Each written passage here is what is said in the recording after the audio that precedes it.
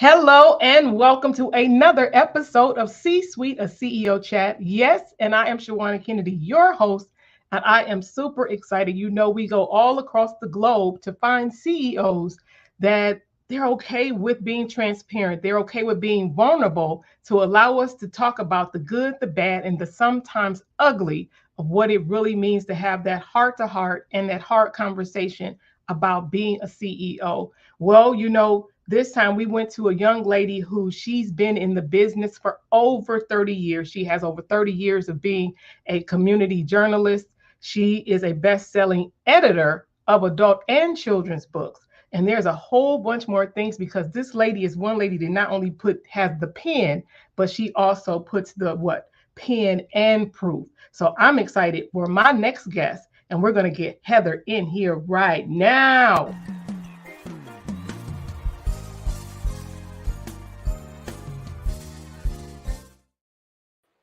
Hey, Heather. That was an amazing introduction. Oh my God. Okay. Hi. Welcome to the C-Suite. Welcome to the C-Suite. See, we want you to feel right at home during our chat right here. So I'm excited that you felt warm and welcome. So say hey and let everybody know a little bit more about you. I know you liked my introduction, but I know that there is much more to Heather. Well, so hi everyone. Heather Asiyanbi from Pens and Proof. I am primarily an editor who is also a reader and a writer. So I've been a hyper-local journalist. It feels like 100 years, but what that means is that instead of focusing on like a large metropolitan area, you focus on a very small, like a town or a village or even a smaller city, right? And what that does is it allows me to really get close to people and be a part of the area. You know, a lot of hyperlocal journalists, they live, work, and play where they report. And I did that until about 4 years ago when I moved to a different town, but I still report on that community because it's still very much home to me. My friends are there. There's people there that I love. And I just really want to make sure that they still always have the news that they can use. And then editing. So my kids will tell you I'm an editor because I'm bossy. I mean, they might be right.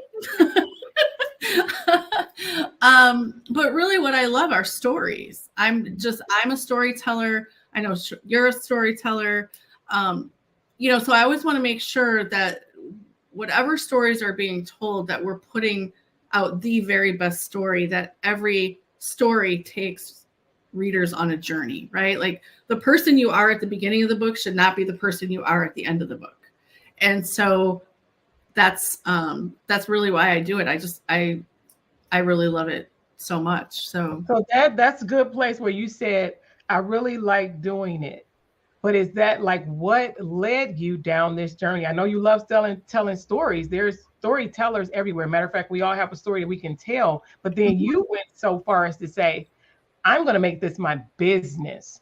What was that did what was the inspiration behind saying, yeah, I'm going to make this pens and proof because I have the proof that I am good at what I do? What inspired you to do that? So we were in the middle of the pandemic lockdown. It was like the summertime. And I had a regular job. I had a 9 to 5. And so I never started this business thinking that I would really ever take it full time, or if I would, it was going to take 5 years or something like that. But I had a lot of personal joy going on, but professionally, I felt like I was suffocating. And so I had been talking to my friend Allison. I actually edited her book. That was really how I got into she just was like, I have this blog, and I read her blog and I was like, this should be a book. And she was like, and I was like, oh no, we're doing this. Right. So we turned her blog into a book and I edited that. So it was really kind of like my first go ahead into book editing that way. And then I started with another friend's book. So then fast forward into the pandemic, I was talking with Allison and I was like, I don't know. And so she connected me with her business coach who was like, look, and I talked to her probably 4 times. And finally she just said, are we doing this or are we not doing this? Like, what's happening? And I was like, I guess we could do it. I need a name. And so she helped me come up with the name. I can't even take full credit for it, right? It was Malika helped me with it. So that's really how the business came to be. And when I talked to a couple of friends from college, they said, so you're going to get paid for doing that part free. And I was like, yes, exactly. You know what? It's great that you said that, because oftentimes it is a thing that you love. You said you love storytelling, and it was things that you were already doing. And how many people do we know that even could be looking and listening and saying, hey, I too wound up, and that wound up being what it says, the passion. It's those things. It's part of the why. And then having that conversation. I love that you even mentioned about having a coach, speaking to someone who can see, especially at that time, see beyond what you could see, because you had no idea that that was the intent, to say, this is really, now I'm going to get paid to do what I love. What beautiful space to be in, to get paid for what it is that you love. I love that. I love that. And then what you mentioning your friend, you mentioned the coach, you also mentioned your friend. One of the things I know when I look and listen at you, right? Because I've had the opportunity to be in some type of ecosystem with you for a few years now, which is amazing. Yep. I love your spirit. I love your energy. But talk a little bit about that surroundings. I know you have a saying as it relates to having the people in your space, in your surroundings. What is that? Because you mentioned the friend. Help somebody. So I didn't have a name for it before, like when I would think about like how I wanted my life to be and who I wanted to be around me in my life. I didn't have a name for it. Now I have a phrase, right? Like we know you are who you surround yourself with, right? Yes. So when you have people who are in your corner, even if you've never like met them in person, like I've known Shawanna online for probably like 3 years now, but I just met her in person last year when we attended a retreat together.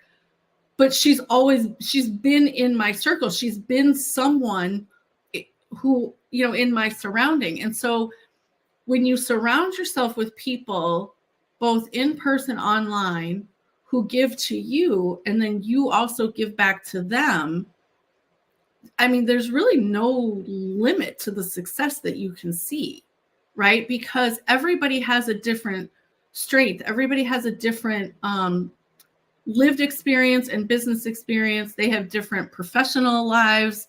And all of that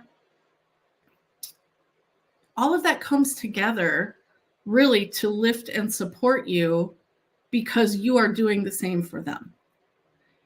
So yeah, for me, that has been probably the greatest blessing and the gift that just keeps growing since I started the business. So that's just really, I mean, it's about being aligned and the synergy and the energy and the universe bringing the things that we've been praying about. And that's why I am very mindful. I'm very mindful and intentional. We have to be careful the things that we not only think, but the things that we say, because you just might get it.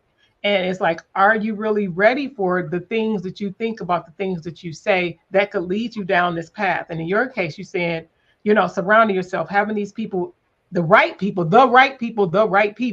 in your space has made a big, huge difference in your life. And now you're really working hard to, as a CEO, to be able to, what do we say? Live by design. Be able to live your life by design instead of on accident, instead of falling into it. Now you really lean into that. So how is that? Because you did mention that you are a mother. We have to talk a little bit about, especially for a lot of the CEOs. There's only a few where they may not have school agers, or they may not have grandchildren. They may not even have any children. But when we think about the parents that might be on here, or even the guardians that might be on here, how is that with what you're doing? Because I know you be reading all the time. You're on the computer. You're doing a lot of things for other entrepreneurs to help bring their vision, their dream to fruition. How is that balancing that with your children? Let's talk about the children, because sometimes that could be the tough part about being a CEO. Let's talk about the kids for a moment. So a lot of people think when your kids are small, I know I did. I thought this. I'm sure you did too. When our kids are smaller, younger, we're like, oh, when they grow up, I'll have this, I don't know, this life of magical, no responsibilities, right? And that is not true. In fact, Allison's book, the first book I edited, is called The Other Side of Adorable, and it is about parenting adult children. So it's how like your conversations change, how your when you're a parent of a younger child, you do want to kind of answer things for them, right? But when they get into adulthood, that's really when you have to. That's when parenting like really kicks in, because you have to be able to step back and say, there's two phrases I use now. I trust your judgment on this, and that sounds great. I hope it works out. I like that. Because a lot of times, and I had to learn that, right? It's not something I came up with myself. I had to learn that from other people. Because we have to even learn, and they have to learn to even trust themselves. Mm-hmm. And through that, it's all of that, the flow of them learning to adult and being a parent. And then when you think about you being a storyteller, be like, no, I would love to write their story this beautiful way, right? I would love they're the authors of their stories. They have to be the authors. And so when you tell them, this is how it was explained to me. When you tell them, I trust your judgment on this, what you're doing is then you're empowering them to take the action, make the decision, whatever. But at the same time, you're also saying, I'm here to provide a soft place for you to land if necessary. Yes. Right? So what I think is that we've been sold largely a false bill of goods where we say work-life balance. I don't think that exists. I think it's harmony. It has to be some form of harmony. It has to be harmony, right? And so this morning, actually, it's funny that we're doing this conversation today, because this morning I went to my high school alma mater to it's career day for their sophomores. Mm-hmm. And so I went in to talk to them about editing and owning your own business and being a journalist and all this sort of thing. And they were I went to an exceptional high school. I'm sorry, I have to say that, but and they are still exceptional to this day. But the students were really engaged, and one of them said, what is a pro and what is a con? Mm. And I said, the pro, honestly, is being in charge of my time. So when I moved from that one town, so I live in Milwaukee. So when I moved back to Milwaukee, I bought a duplex, which means I live downstairs. And then my younger daughter and my younger granddaughter live upstairs. Okay. Now that's a whole nother story. Yeah. Anywho. Woo.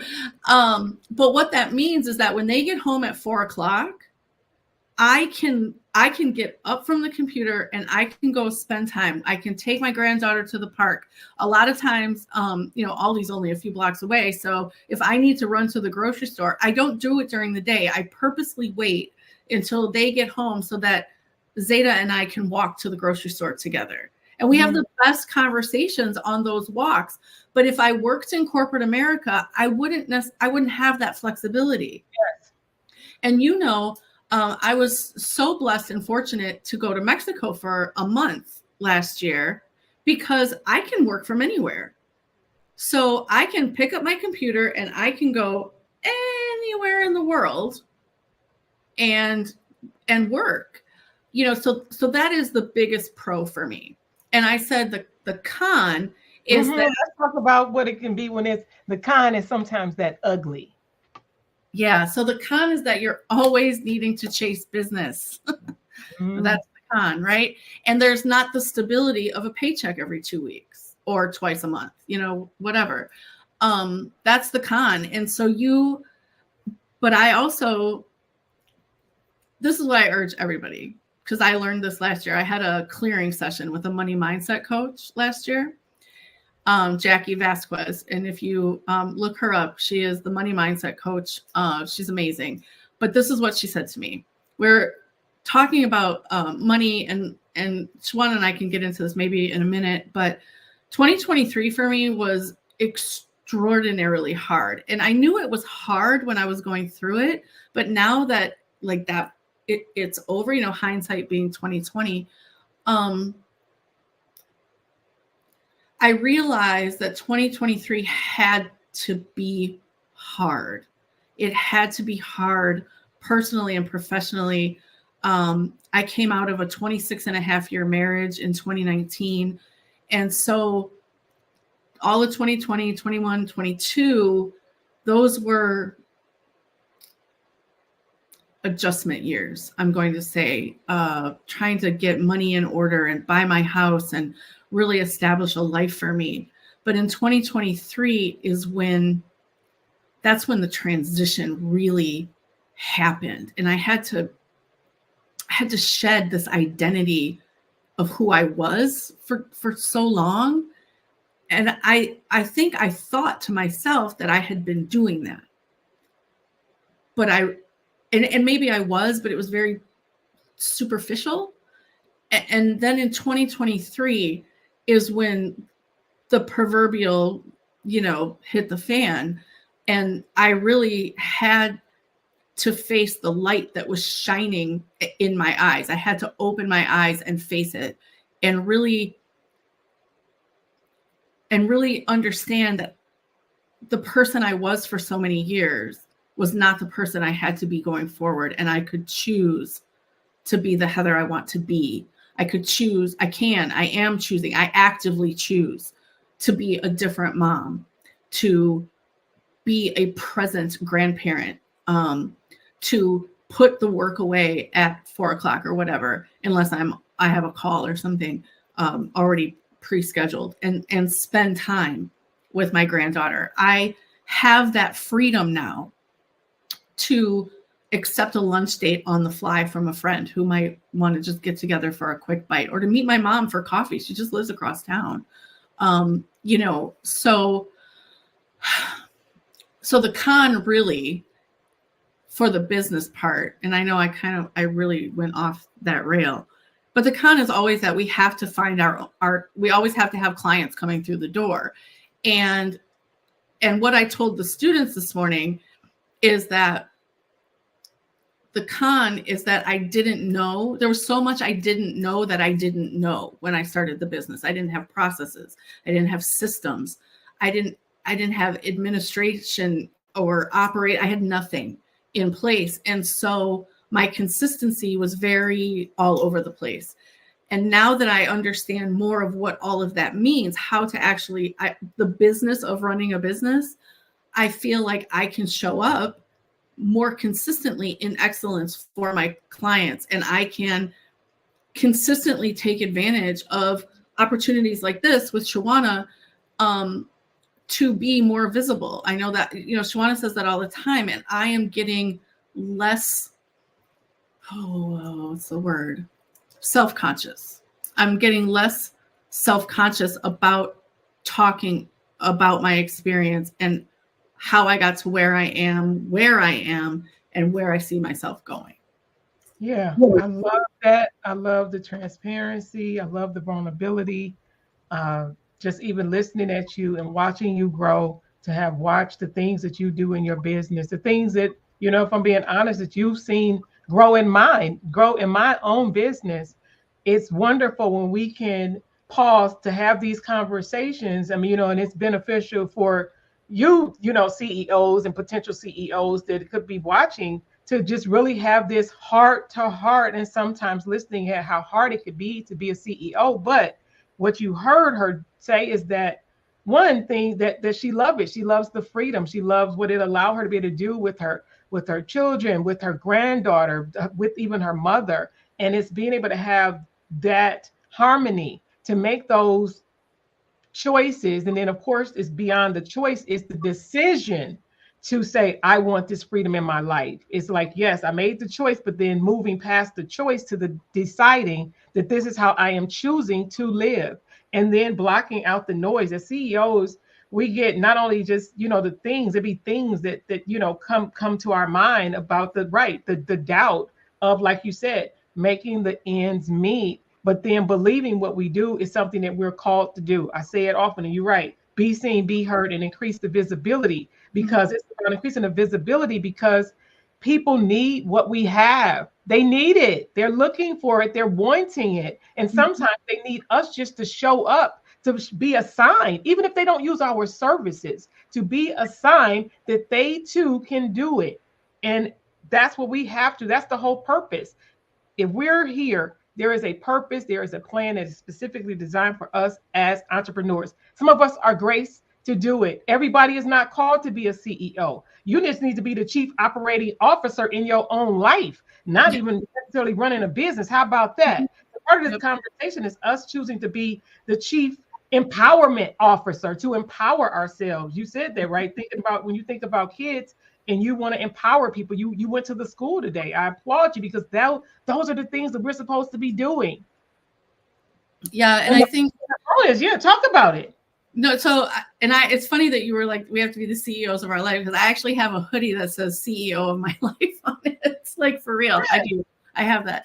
Well, one thing I think also, I don't, so you know this, but 2 years ago, I was diagnosed with ADHD, and I've had it my whole life. But like, I grew up in the 70s and 80s. You know, wasn't nobody talking about ADHD back then. They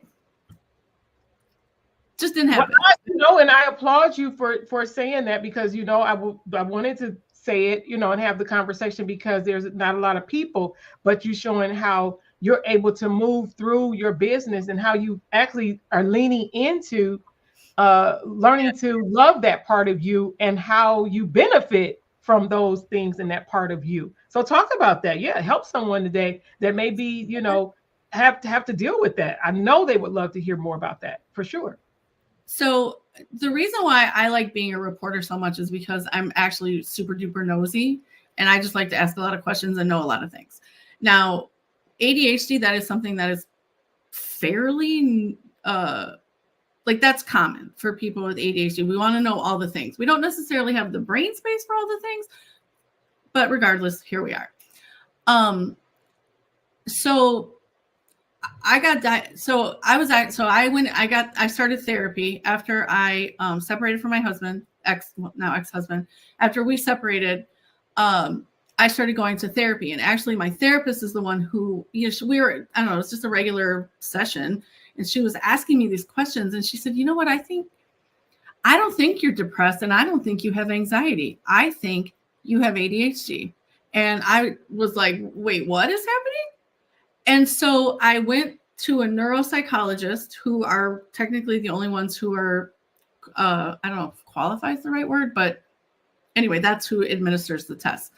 So 4 hours of testing, got the results. He's like, yes, you have ADHD/inattentive, which basically means if something isn't extremely interesting to me, I really don't care, which is probably why a lot of corporate American jobs didn't really work for me. The longest job I ever had, so there's two jobs. One was 3 years, and I was an editor for a news site, right? So chasing stories and getting to write them and then moving on to the next thing, right? Always interesting. And then the second one was content marketing for an e-commerce. Now that was not so much the job, but I loved the people that I worked with. So that's why I stayed. But otherwise, like, we are known to kind of be somewhere for like a year, maybe a year and a half, maybe 2 years, and then we move on because we're bored. But being with ADHD, what has shown me is that I have to understand my energy levels.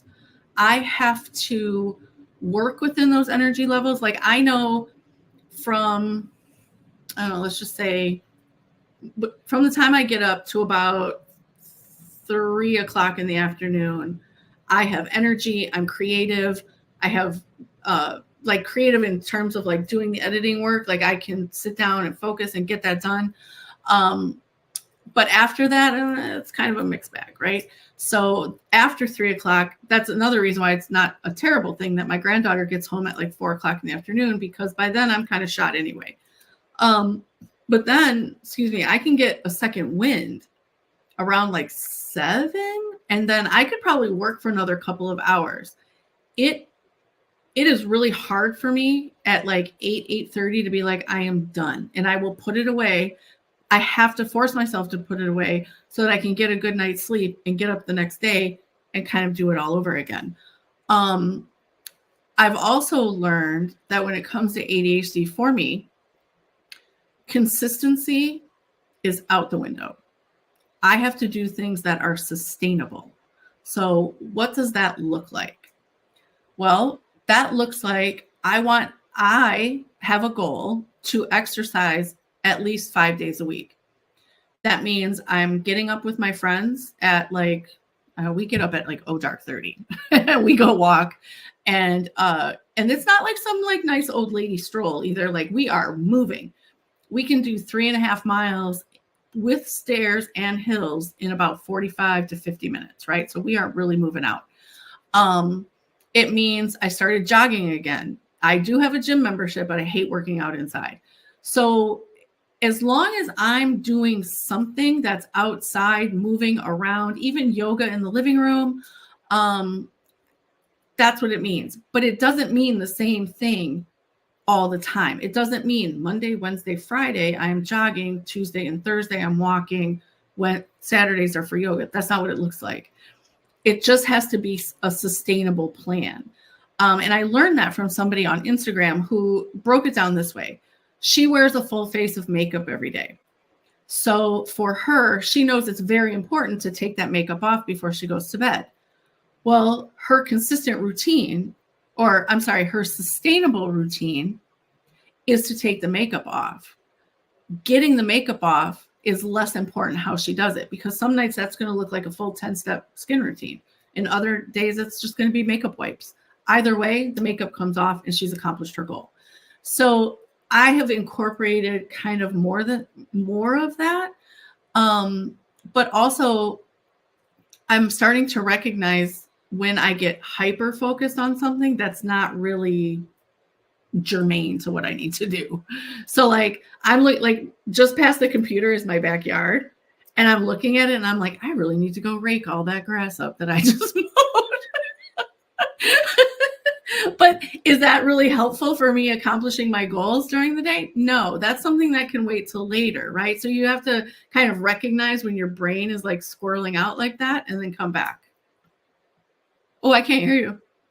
Shawanna, I can't hear you. I do like how you tied in that sustainable versus it being a habit. So that in itself that's super. I like that idea. I like the languaging around that.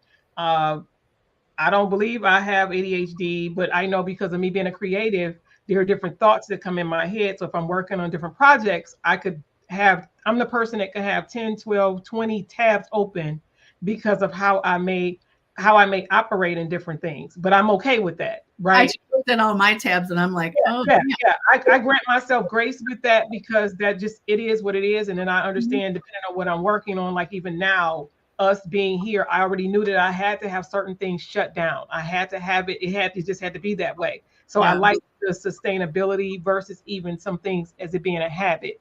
So that was really great. And I know that was helpful for someone that may need that. This has been an amazing conversation, having a heart-to-heart with you, Heather, to talk about that. You talked about family. You talked about why you do what you do and how the people being able to invest. And you were honest to say, in some cases, like we don't know what we don't know.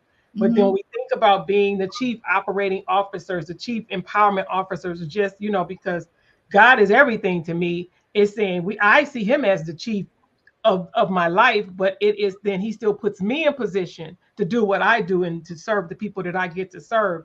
And I know that is the same for you. And it's being grateful to do that, because everybody is not called to this. Everybody can't write a story. Matter of fact, some things, and I love that you're able to take people's lives and then say, you know what, now let's put this all together because somebody needs to know your story. I'm so glad that God has given you that gift to put a pen in your hand and you bring proof of life. How about that? Proof of life, writing their story, right? By writing their story. So I appreciate you for stopping by the C-Suite. If there's anything else you'd like to say to this beautiful, beautiful audience, these viewers, I would love to just know that before we get you out of here and we get out of this CEO chat. I just want to say thank you. Because when you issued the invitation, I struggle with this. I was like, well, why would she want to talk to me? Like, she's got all these other people who have been in business longer, who know way more than I do, right? Why me? And then somebody said, what do we talk about? You are in your badassery era. Embrace it and get on that show. And I was like, oh, Yeah. reminder. Right. See, look, I know, I can't be saying all that. So she said it for me, but that is the key though. We have to be bold. It's supposed to come boldly. And if we don't do it, we're what some people need to see. And we have to remember that. So if you are looking, you are listening, you heard it here from Heather. And it's like, if you have charge over your life, you're the chief over your life outside of God. If anybody know me, it's never above our creator. But he then puts us in charge of our life, and we have a responsibility to that life. So whether you're a mom, your dad, you're at home, you're still the chief of something. Even if you don't want to acknowledge it, even if you say, I don't want to adult. Unfortunately, you have to. And it's what you're choosing to do to put your life in order. So Heather, I want to thank you so much for pausing to be with me today. So let's tell Heather bye. We're going to see her again because we want to know more. Maybe you already saw her information. Reach out to Heather if you want her to help you tell your story, because we know she has pens and proof of what it is to do. And she has years and years of experience that can validate who she is. And so thank you, Heather. We will see you again soon. Yes. Hey guys, again, I'm thanking you so much for just pausing by the C-suite to have a CEO chat with me. I'm excited that Heather paused for the cause to come in to talk to not only me, but to talk more importantly to you. I am Shawanna Kennedy. I am your humble host. Please make sure you are following me on all social media platforms. These messages are put and curated for you. Yes, do they help me? But I bring these people in. It doesn't matter about their tenure and time. It's me understanding that their story can help someone just like the who in all of this is you. I appreciate you for tuning in to another episode of C-Suite, a CEO Chat. I'm Shawanna Kennedy. I'll see you guys next time.